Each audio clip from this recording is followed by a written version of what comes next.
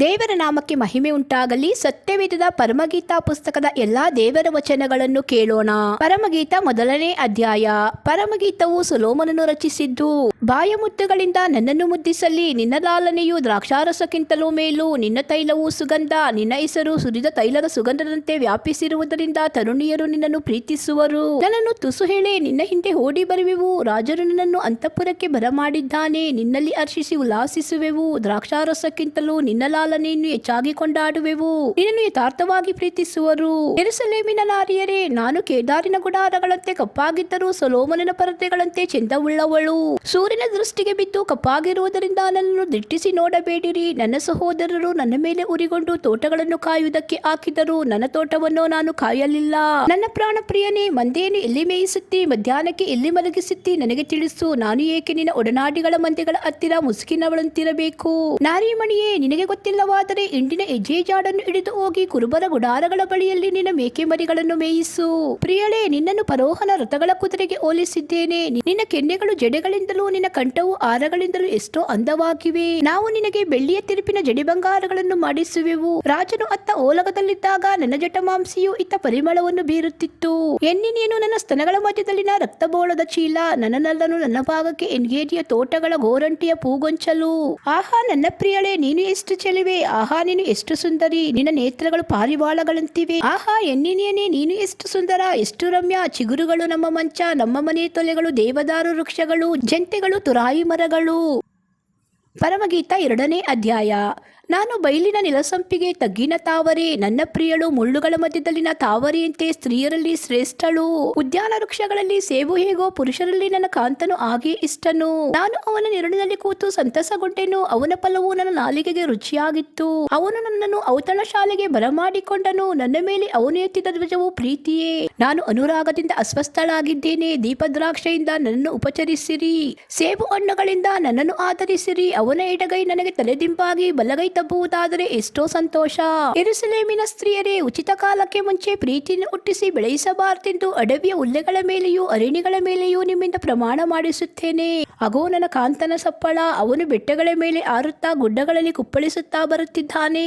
ಎನ್ನಿನೇನು ಜಿಂಕೆಯಂತೆಯೂ ಪ್ರಾಯದ ಇರಳೆಯ ಹಾಗೂ ಇದ್ದಾನೆ. ಆಹಾ ನಮ್ಮ ಗೋಡೆಯ ಆಚೆ ನಿಂತಿದ್ದಾನೆ. ಕಿಟಕಿಗಳಲ್ಲಿ ನೋಡುತ್ತಾನೆ. ಜಲಾಂತರಗಳಲ್ಲಿ ಇಣುಕಿ ಹಾಕುತ್ತಾನೆ. ನನ್ನನಲ್ಲನು ಎನಗೆ ಹೀಗೆಂದನು, ನನ್ನ ಪ್ರಿಯಳೇ, ಎನ್ನ ಸುಂದರಿಯೇ, ಎದ್ದು ಬಾ. ಇಗೋ ಮಳೆಗಾಲ ಕಳೆಯಿತು. ವೃಷ್ಟಿಯು ನಿಂತು ಹೋಯಿತು. ಭೂಮಿಯಲ್ಲೆಲ್ಲ ಹೂವುಗಳು ಕಾಣುತ್ತವೆ. ಕುಡಿಸ ಬರುವ ಕಾಲ ಬಂತು. ಬೆಳವಕ್ಕಿಯ ಕೂಗು ದೇಶದಲ್ಲಿ ಕೇಳಿಸುತ್ತದೆ. ಅಂಜೂರದ ಮರವು ಕಾಯಿಗಳನ್ನು ಪಕ್ವಕ್ಕೆ ತರುತ್ತದೆ. ದ್ರಾಕ್ಷಿಯ ಬಳ್ಳಿಗಳು ಹೂ ಬಿಟ್ಟು ಪರಿಮಳವನ್ನು ಬೀರುತ್ತವೆ. ನನ್ನ ಪ್ರಿಯಳೇ, ಎನ್ನ ಸುಂದರಿಯೇ, ಎದ್ದು ಬಾ. ಬಂಡೆಯ ಬಿರುಕುಗಳಲ್ಲಿಯೂ ಜರಿಯ ಮರೆಯಲ್ಲಿಯೂ ಇರುವ ನನ್ನ ಪಾರಿವಾಳವೇ, ನಿನ್ನ ರೂಪು ನನಗೆ ಕಾಣಿಸು. ನಿನ್ನ ದನಿ ಕೇಳಿಸು. ನಿನ್ನ ದನಿ ಎಷ್ಟೋ ಇಂಪು, ನಿನ್ನ ರೂಪು ಎಷ್ಟೋ ಅಂದ. ತೋಟಗಳನ್ನು ಹಾಳು ಮಾಡುವ ನರಿಗಳನ್ನು, ನರಿಮರಿಗಳನ್ನು ಹಿಡಿಯಿರಿ. ನಮ್ಮ ತೋಟಗಳು ಹೂವಾಗಿವೆ. ಎನ್ನಿನೇನು ನನ್ನವನೇ, ನಾನು ಅವನವಳೇ. ನೆಲದಾವರಿಗಳ ಮಧ್ಯದಲ್ಲಿ ಮಂದೆಯನ್ನು ಮೇಯಿಸುವವನಾಗಿದ್ದಾನೆ. ನನ್ನ ಕಾಂತನೇ, ಹೊರಡು. ಹಗಲು ತಂಪಾಗಿ ನೆರಳು ಇಳಿದು ಹೋಗುವ ತನಕ ವಿಯೋಗವೆಂಬ ಪರ್ವತಗಳಲ್ಲಿ ಜಿಂಕೆಯಂತೆಯೂ ಪ್ರಾಯದ ಇರಳೆಯಂತೆಯೂ ಇರು. ಪರಮಗೀತ ಮೂರನೇ ಅಧ್ಯಾಯ. ರಾತ್ರಿಯಲ್ಲಿಯೂ ಹಾಸಿಗೆ ಮೇಲೆ ನನ್ನ ಪ್ರಾಣಪ್ರಿಯನನ್ನು ಹುಡುಕಿದೆನು. ಎಷ್ಟು ಹುಡುಕಿದರೂ ಸಿಕ್ಕಲಿಲ್ಲ. ನಾನು ಎದ್ದು ಊರಲ್ಲಿ ತಿರುಗುವೆನು. ಬೀದಿಗಳಲ್ಲಿಯೂ ಚೌಕಗಳಲ್ಲಿಯೂ ನನ್ನ ಪ್ರಾಣಪ್ರಿಯನನ್ನು ಹುಡುಕುವೆನು ಎಂದುಕೊಂಡೆನು. ಎಷ್ಟು ಹುಡುಕಿದರೂ ಸಿಕ್ಕಲಿಲ್ಲ. ಊರಲ್ಲಿ ತಿರುಗುವ ಕಾವಲುಗಾರರ ಕೈಗೆ ಸಿಕ್ಕಿದೆನು. ನನ್ನ ಪ್ರಾಣಪ್ರಿಯನನ್ನು ಕಂಡಿರಾ ಎಂದು ಅವರನ್ನು ವಿಚಾರಿಸಿದೆನು. ಅವರನ್ನು ಬಿಟ್ಟ ತುಸು ಹೊತ್ತಿನೊಳಗೆ ನನ್ನ ಪ್ರಾಣಪ್ರಿಯನನ್ನು ಕಂಡುಕೊಂಡು ತಾಯಿಯ ಮನೆಗೆ, ನನ್ನನ್ನು ಎತ್ತವಳ ಕೋಣೆಗೆ ಸೇರುವ ತನಕ ಬಿಡದೆ ಹಿಡಿದುಕೊಂಡೇ ಹೋದೆನು. ಯೆರೂಸಲೇಮಿನ ಸ್ತ್ರೀಯರೇ, ಉಚಿತ ಕಾಲಕ್ಕೆ ಮುಂಚೆ ಪ್ರೀತಿಯನ್ನು ಹುಟ್ಟಿಸಿ ಬೆಳೆಸಬಾರದೆಂದು ಅಡವಿಯ ಹುಲ್ಲೆಗಳ ಮೇಲೆಯೂ ಅರಣ್ಯಗಳ ಮೇಲೆಯೂ ನಿಮ್ಮಿಂದ ಪ್ರಮಾಣ ಮಾಡಿಸುತ್ತೇನೆ. ರಕ್ತಬೋಳ, ಧೂಪ, ವರ್ತಕರ ಸಕಲ ಸುಗಂಧ ದ್ರವ್ಯಗಳನ್ನು ಧೂಪಿಸಿದ ಧೂಮಸ್ತಂಭಗಳಂತೆ ಅರಣ್ಯದಿಂದ ಬರುವ ಈ ಮೆರವಣಿಗೆ ಯಾರದು? ನೋಡು, ಅದು ಸೊಲೊಮೋನನ ಪಾಲಕಿ. ಇಸ್ರಾಯೇಲಿನ ಶೂರರಲ್ಲಿ 60 ಮಂದಿ ಅದರ ಸುತ್ತಲಿದ್ದಾರೆ. ಯುದ್ಧ ಪ್ರವೀಣರಾದ ಇವರೆಲ್ಲರೂ ಕೈಯಲ್ಲಿ ಕತ್ತಿ ಹಿಡಿದಿದ್ದಾರೆ. ರಾತ್ರಿಯ ಅಪಾಯದ ನಿಮಿತ್ತ ಪ್ರತಿಯೊಬ್ಬನು ಸೊಂಟಕ್ಕೆ ಕತ್ತಿ ಕಟ್ಟಿದ್ದಾನೆ. ಆ ಪಾಲಕಿಯನ್ನು ರಾಜನಾದ ಸೊಲೊಮೋನನು ಲೆಬನೋನಿನ ಮರದಿಂದ ಮಾಡಿಸಿಕೊಂಡನು. ಅದರ ಕಂಬಗಳನ್ನು ಬೆಳ್ಳಿಯಿಂದ, ಹೊರಗನ್ನು ಚಿನ್ನದಿಂದ, ಆಸನವನ್ನು ಸಕಲಾತಿಯಿಂದ ಮಾಡಿಸಿದನು. ಮಧ್ಯಭಾಗವನ್ನು ಯೆರೂಸಲೇಮಿನ ಸ್ತ್ರೀಯರು ತಮ್ಮ ಪ್ರೀತಿಗೆ ಗುರುತಾಗಿ ನಕಾಸಿಯಿಂದ ಅಲಂಕರಿಸಿದರು. ಚೀಯೋನಿನ ನಾರಿಯರೇ, ಹೊರಟು ಹೋಗಿ ರಾಜನಾದ ಸೊಲೊಮೋನನನ್ನು ನೋಡಿರಿ. ಅವನು ವಿವಾಹವಾಗಿ ಉಲ್ಲಾಸಪಟ್ಟ ದಿನದಲ್ಲಿ ತಾಯಿಯು ಅವನ ತಲೆಗಿಟ್ಟ ಕಿರೀಟವನ್ನು ಧರಿಸಿಕೊಂಡಿದ್ದಾನೆ. ಪರಮಗೀತ ನಾಲ್ಕನೇ ಅಧ್ಯಾಯ. ಆಹಾ ನನ್ನ ಪ್ರಿಯಳೇ, ನೀನು ಎಷ್ಟು ಚೆಲುವೆ, ಆಹಾ ನೀನು ಎಷ್ಟು ಸುಂದರಿ, ಮುಸುಕಿನೊಳಗಿನ ನಿನ್ನ ನೇತ್ರಗಳು ಪಾರಿವಾಳಗಳು, ನಿನ್ನ ಕೂದಲು ಗಿಲಿಯಾದ್ ಬೆಟ್ಟದ ಪಾರ್ಶ್ವದಲ್ಲಿ ಮಲಗಿರುವ ಆಡು ಮಂದೆ, ನಿನ್ನ ಹಲ್ಲುಗಳು ತೊಳೆಯಲ್ಪಟ್ಟು ಉಣ್ಣೆ ಕತ್ತರಿಸಿಕೊಂಡ ಕೂಡಲೇ ಯಾವುದು ತನ್ನ ಜೊತೆಯನ್ನು ಕಳಕೊಳ್ಳದೆ ಜೋಡಿಯಾಗಿ ಮೇಲಕ್ಕೆ ಬರುವ ಕುರಿಮಂದಿಯ ಆಗಿವೆ. ನಿನ್ನ ತುಟಿಗಳು ಕೆಂಪು ದಾರದಂತಿವೆ, ನಿನ್ನ ಬಾಯಿ ರಮ್ಯ, ಮುಸುಕಿನೊಳಗಿನ ನಿನ್ನ ಕೆನ್ನೆಯು ದಾಳಿಂಬರದ ತಿರುಳೆ, ನಿನ್ನ ಕಂಠವು ಆಯುಧಶಾಲಿಯಾಗಿ ಕಟ್ಟಿ ಸಾವಿರ ಶೂರರ ಗುರಾಣಿಗಳನ್ನು ನೇತು ಹಾಕಿರುವ ದಾವಿದನ ಬುರುಜಿನ ಆಗಿದೆ. ನಿನ್ನ ಎರಡು ಸ್ತನಗಳು ನೆಲದಾವರೆಗಳ ಮಧ್ಯದಲ್ಲಿ ಮೇಯುವ ಇರಳೆಯ ಅವಳಿ ಮರಿಗಳಂತಿವೆ. ನಾನು ರಕ್ತಬೋಳದ ಬೆಟ್ಟಕ್ಕೂ ಧೂಪದ ಗುಡ್ಡಕ್ಕೂ ತೆರಳಿ ಹಗಲು ತಂಪಾಗಿ ನೆರಳು ಇಳಿಯುವ ತನಕ ಚರಿಸುತ್ತಿರುವೆನು. ನನ್ನ ಪ್ರಿಯಳೇ, ನೀನು ಸರ್ವಾಂಗ ಸುಂದರಿ, ನಿನ್ನಲ್ಲಿ ಯಾವ ದೋಷವೂ ಇಲ್ಲ. ಎನ್ನೊಂದಿಗೆ ಲೆಬನೋನಿನಿಂದ ಬಾ ವಧುವೆ, ಲೆಬನೋನಿನಿಂದ ನನ್ನೊಂದಿಗೆ ಬಾ. ಅಮಾನದ ತುದಿ, ಶೆನೀರ್ ಮತ್ತು ಅರ್ಮೋನ್ ಶಿಖರಗಳು, ಸಿಂಹಗಳ ಗವಿಗಳು, ಚಿರತೆಗಳ ಗುಡ್ಡಗಳು, ಇವುಗಳಿಂದ ಹೊರಟು ಬಾ. ಪ್ರಿಯಳೇ ವಧುವೆ, ನನ್ನ ಹೃದಯವನ್ನು ಅಪಹರಿಸಿದ್ದಿ. ನಿನ್ನ ಒಂದು ಕಡೆಗಣ್ಣಿನಿಂದ, ನಿನ್ನ ಕಂಠಹಾರದ ಒಂದು ಸರದಿಂದ ನನ್ನ ಹೃದಯವನ್ನು ವಶ ಮಾಡಿಕೊಂಡಿದ್ದಿ. ಪ್ರಿಯಳೇ ವಧುವೆ, ನಿನ್ನ ಪ್ರೀತಿಯು ಎಷ್ಟೋ ರಮ್ಯ, ನಿನ್ನ ಪ್ರೇಮವು ದ್ರಾಕ್ಷಾರಸಕ್ಕಿಂತ ಎಷ್ಟೋ ಮೇಲು, ನಿನ್ನ ತೈಲದ ಪರಿಮಳವು ಸಕಲ ಸುಗಂಧ ದ್ರವ್ಯಗಳಿಗಿಂತ ಎಷ್ಟೋ ಮನೋಹರ. ವಧುವೆ, ನಿನ್ನ ತುಟಿಗಳು ಜೇನುಗರೆಯುತ್ತವೆ, ಜೇನು ಹಾಲು ನಿನ್ನ ನಾಲಿಗೆಯೊಳಗಿವೆ, ನಿನ್ನ ವಸ್ತ್ರಗಳ ಸುವಾಸನೆಯು ಲೆಬನೋನಿನ ಪರಿಮಳವೇ. ನನ್ನ ಪ್ರಿಯಳು, ನನ್ನ ಮೊದಲ ಗಿತ್ತಿಯು ಅಗುಳಿ ಹಾಕಿದ ಉದ್ಯಾನ, ಬೇಲಿಯೊಳಗಿನ ಬುಗ್ಗೆ, ಮುಚ್ಚಿ ಮುದ್ರಿಸಿದ ಬಾವಿ ಆಗಿದ್ದಾಳೆ. ನಿನ್ನ ಉದ್ಯಾನದಲ್ಲಿ ದಾಳಿಂಬವರದವನ, ಉತ್ತಮ ಫಲ, ಜಟಮಾಂಸಿ ಗೋರಂಟೆ, ಜಟಮಾಂಸಿ ಕುಂಕುಮ, ಬಜೆ, ಲವಂಗ ಚಕ್ಕೆ, ಸಮಸ್ತವಿಧ ಧೂಪ, ರಕ್ತಬೋಳ, ಅಗುರು, ಸಕಲ ಮುಖ್ಯ ಮುಖ್ಯ ಸುಗಂಧ ದ್ರವ್ಯ ಇವುಗಳೇ ಚಿಗುರುತ್ತವೆ. ಉದ್ಯಾನಗಳಿಗೆ ಆಯುವ ಬುಗ್ಗೆ, ಉಕ್ಕುತ್ತಿರುವ ಬಾವಿ, ಲೆಬನೋನಿಂದ ಹರಿಯುವ ಪ್ರವಾಹ ಇವೆಲ್ಲವೂ ನಿನ್ನಲ್ಲಿವೆ. ಬಡಗಣ ಗಾಳಿಯೇ ಬೀಸು, ತೆಂಕಣ ಗಾಳಿಯೇ ಬಾ, ನನ್ನ ತೋಟದ ಸುಗಂಧಗಳು ಹರಡುವ ಹಾಗೆ ಅದರ ಮೇಲೆ ಸುಳಿದಾಡು. ಎನ್ನಿ ನೀನು ತನ್ನ ತೋಟದೊಳಗೆ ಸೇರಿ ತನ್ನ ಉತ್ತಮ ಫಲಗಳನ್ನು ತಾನೇ ಭುಜಿಸಲಿ. ಪರಮಗೀತ 5ನೇ ಅಧ್ಯಾಯ. ಪ್ರಿಯಳೇ ವಧುವೆ, ಇಗೋ ನನ್ನ ತೋಟದೊಳಗೆ ಬಂದೆನು, ನನ್ನ ರಕ್ತಬೋಳ ಸುಗಂಧ ದ್ರವ್ಯಗಳನ್ನು ತೆಗೆದೆನು. ನಾನು ಜೇನುಕೊಡವನ್ನು ಜೇನುತುಪ್ಪವನ್ನು ತಿಂದೆನು, ನನ್ನ ದ್ರಾಕ್ಷಾರಸವನ್ನು ಕ್ಷೀರವನ್ನು ಕುಡಿದೆನು. ಮಿತ್ರರೇ ಊಟ ಮಾಡಿರಿ, ಪ್ರಿಯರೇ ಕುಡಿಯಿರಿ, ಬೇಕಾದಷ್ಟು ಪಾನ ಮಾಡಿರಿ. ನಾನು ನಿದ್ರೆಗೊಂಡಿದ್ದರೂ ನನ್ನ ಹೃದಯವು ಎಚ್ಚರಗೊಂಡಿತ್ತು. ಇಗೋ ಎನ್ನಿನಿಯನು ಕದತಟ್ಟಿ, ಪ್ರಿಯಳೇ, ಕಾಂತಳೆ, ಪಾರಿವಾಳವೇ, ನಿರ್ಮಲೆಯೇ, ಬಾಗಿಲು ತೆಗೆ. ನನ್ನ ತಲೆಯ ಮೇಲೆಲ್ಲ ಇಬ್ಬನಿಯು ಬಿದ್ದಿದೆ, ನನ್ನ ಕೂದಲು ರಾತ್ರಿ ಬಿಡುವ ಹನಿಗಳಿಂದ ತುಂಬಿದೆ ಅಂತನು. ನನ್ನ ಒಳಂಗಿಯನ್ನು ತೆಗೆದರಲ್ಲ, ಅದನ್ನು ಹೇಗೆ ಹಾಕಿಕೊಂಡೇನು, ಪಾದಗಳನ್ನು ತೊಳೆದುಕೊಂಡೇನಲ್ಲ, ಅವುಗಳನ್ನು ಹೇಗೆ ಕೊಳೆ ಮಾಡಿಕೊಳ್ಳಲಿ ಎಂದು ನಾನು ಅಂದುಕೊಂಡಾಗ ನನ್ನ ಕಾಂತನು ಬಾಗಿಲ ರಂಧ್ರದಲ್ಲಿ ಕೈ ನೀಡಿದನು. ಅವನಲ್ಲಿ ನನ್ನ ಕರುಳು ಮರುಗಿತ್ತು. ನನ್ನ ನಲ್ಲನಿಗೆ ಕದ ತೆಗೆಯಬೇಕೆಂದು ಹೇಳಲು ಅಗುಳಿಯ ಇಡಿಗಳಲ್ಲಿ ನನ್ನ ಕೈಗಳಿಂದ ರಕ್ತಬೋಳವು, ನನ್ನ ಬೆರಳುಗಳಿಂದ ಅಚ್ಚ ರಕ್ತಬೋಳವು ಸುರಿಯಿತು. ನನ್ನ ಇನಿಯನಿಗೆ ಕದ ತೆಗೆದೆನು, ಅಷ್ಟರಲ್ಲಿ ಅವನು ಹಿಂದಿರುಗಿ ಹೋಗಿದ್ದನು. ಆಹಾ, ಅವನು ಮಾತಾಡಿದಾಗ ನಾನು ಮೂರ್ಛೆ ಹೋಗಿದ್ದೇನಲ್ಲ. ಎಷ್ಟು ಹುಡುಕಿದರೂ ಸಿಕ್ಕಲಿಲ್ಲ, ಎಷ್ಟು ಕೂಗಿದರೂ ಉತ್ತರವಿಲ್ಲ. ಊರಲ್ಲಿ ಸುತ್ತುತ್ತಿರುವ ಕಾವಲುಗಾರರು ನನ್ನನ್ನು ಕಂಡು ಹಿಡಿದು ಒಡೆದು ಗಾಯಪಡಿಸಿದರು. ಪೌಳಿಯ ಕಾವಲುಗಾರರು ಮೇಲು ಹೊದಿಕೆಯನ್ನು ನನ್ನಿಂದ ಕಿತ್ತುಕೊಂಡರು. ಯೆರೂಸಲೇಮಿನ ಮಹಿಳೆಯರೇ, ನೀವು ನನ್ನ ಕಾಂತನನ್ನು ಕಂಡರೆ ನಾನು ಅನುರಾಗದಿಂದ ಅಸ್ವಸ್ಥಳಾಗಿದ್ದೇನೆಂಬುದನ್ನು ಅವನಿಗೆ ತಿಳಿಸಬೇಕೆಂದು ನಿಮ್ಮಿಂದ ಪ್ರಮಾಣ ಮಾಡಿಸುತ್ತೇನೆ. ತ್ರಿರತ್ನವೇ, ಇತರರ ಕಾಂತರಿಗಿಂತ ನಿನ್ನ ಕಾಂತನ ಅತಿಶಯವೇನು? ನಮ್ಮಿಂದ ನೀನು ಹೀಗೆ ಪ್ರಮಾಣ ಮಾಡಿಸುವುದಕ್ಕೆ ಇತರರ ಕಾಂತರಿಗಿಂತ ನಿನ್ನ ಕಾಂತನಲ್ಲಿ ಅತಿಶಯವೇನು? ನನ್ನನ್ನಲ್ಲನು ಬಿಳುಪು ಕೆಂಪು ಬಣ್ಣವುಳ್ಳವನು, ಅವನು 10,000 ಜನರಲ್ಲಿ ಧ್ವಜಪ್ರಾಯನು. ಅವನ ತಲೆಯು ಚೊಕ್ಕ ಬಂಗಾರದಂತಿದೆ, ಗುಂಗುರು ಗುಂಗುರಾಗಿರುವ ಅವನ ಕೂದಲು ಕಾಗೆಯಂತೆ ಕಪ್ಪಾಗಿದೆ. ಅವನ ಕಣ್ಣುಗಳು ತುಂಬಿ ತುಳುಕುವ ತೊರೆಗಳ ಹತ್ತಿರ ತಂಗುತ್ತಲೂ ಕ್ಷೀರದಲ್ಲಿ ಸ್ನಾನ ಮಾಡುತ್ತಲೂ ಇರುವ ಪಾರಿವಾಳಗಳಂತಿವೆ. ಅವನ ಕೆನ್ನೆಗಳು ಕರುಣಕುಂಡಲ ಗಿಡಗಳ ಪಾತಿಗಳಂತೆಯೂ ಸುಗಂಧ ಸಸ್ಯಗಳು ಬೆಳೆಯುವ ದಿಬ್ಬಗಳಂತೆಯೂ ಇವೆ. ಅಚ್ಚ ರಕ್ತಬೋಳವನ್ನು ಸುರಿಸುವ ಅವನ ತುಟಿಗಳು ಕೆಂದಾವರೆಗಳೇ. ಅವನ ಕೈಗಳು ಪೀತರತ್ನ ಖಚಿತವಾದ ಬಂಗಾರದ ಸಲಾಕಿಗಳೋಪಾದಿಯಲ್ಲಿವೆ. ಅವನ ಮೈ ಇಂದ್ರನೀಲಮಯವಾದ ದಂತಫಲಕದ ಹಾಗಿದೆ. ಅವನ ಕಾಲುಗಳು ಅಪರಂಜಿಯ ಸುಣ್ಣಪಾದಗಳ ಮೇಲಿಟ್ಟ ಚಂದ್ರಕಾಂತ ಸ್ತಂಭಗಳು. ದೇವದಾರುಗಳಷ್ಟು ರಮಣೀಯವಾದ ಅವನ ಗಾಂಭೀರ್ಯವು ಲೆಬನೋನಿಗೆ ಸಮಾನ. ಅವನ ನುಡಿ ಬಹುಹಿಂಪು, ಹೌದು, ಅವನು ಸರ್ವಾಂಗದಲ್ಲಿಯೂ ಮನೋಹರನು. ಯೆರೂಸಲೇಮಿನ ಸ್ತ್ರೀಯರುಗಳಿರ, ಇವನೇ ಎನ್ನಿನಿಯನು, ಇವನೇ ನನ್ನ ಪ್ರಿಯನು. ಪರಮಗೀತ 6ನೇ ಅಧ್ಯಾಯ. ಮಹಿಳಾ ಮಣಿಯೇ, ಎನ್ನಿನಿಯನು ಎಲ್ಲಿ ಹೋದನು? ನಾವು ನಿನ್ನೊಂದಿಗೆ ಅವನನ್ನು ಹುಡುಕುವಂತೆ ತಿಳಿಸು. ನಿನ್ನನಲ್ಲನು ಎಲ್ಲಿಗೆ ತೆರಳಿರುವನು?